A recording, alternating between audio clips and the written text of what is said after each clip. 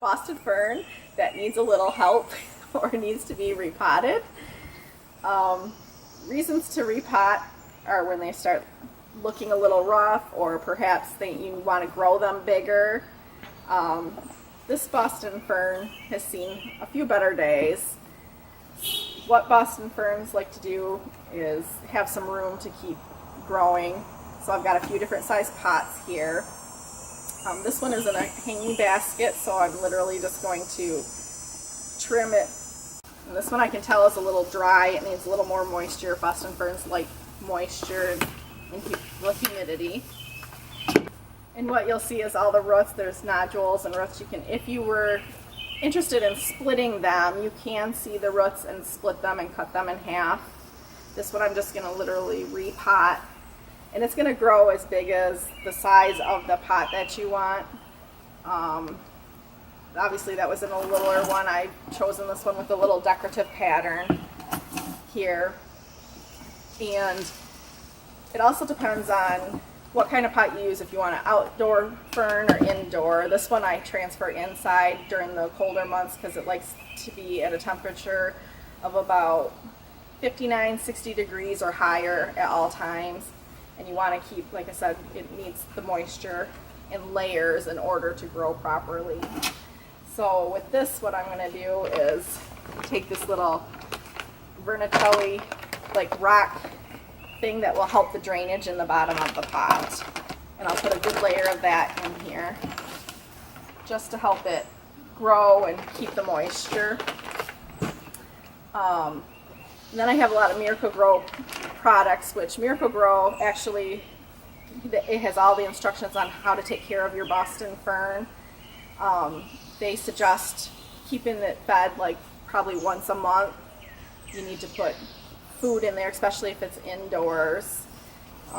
Once you've got your rock base or good drainage base, then you're going to want to put in a potting mix. This one I've chosen because it's got some nutrients and growth product in it. And you can see it's got all the nutrients it should need for at least the first month or so to help. So you won't need any plant food then. I'm just going to put enough in there to start the base before I stick my plant actually in there. And what I'll do is loosen up the bottom and loosen up the roots so that they can grow and extend out. And then you want to place it so that it's partially, you want this root base here to be just about 1 inch below the dirt line. That's more here around to loosely pack it in.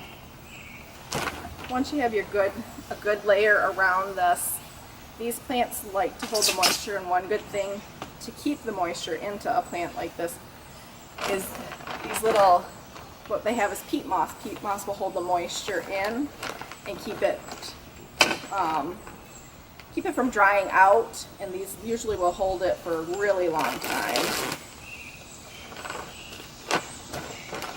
And so that again just looks like regular dirt almost. I'm just going to put a nice layer on the top here all the way around. Got it in here, you want to just make sure you water it really well, and that it's not holding water though. You just want it enough so that all your dirt is moist. Some ferns primarily like the morning sun.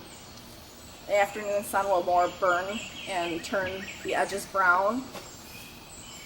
So if you have it indoors, you want to have it by a window that has the morning sun lighting. Here's how it's repotted.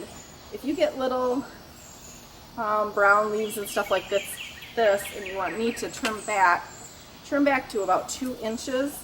This will keep your Boston fern reviving and regrowing.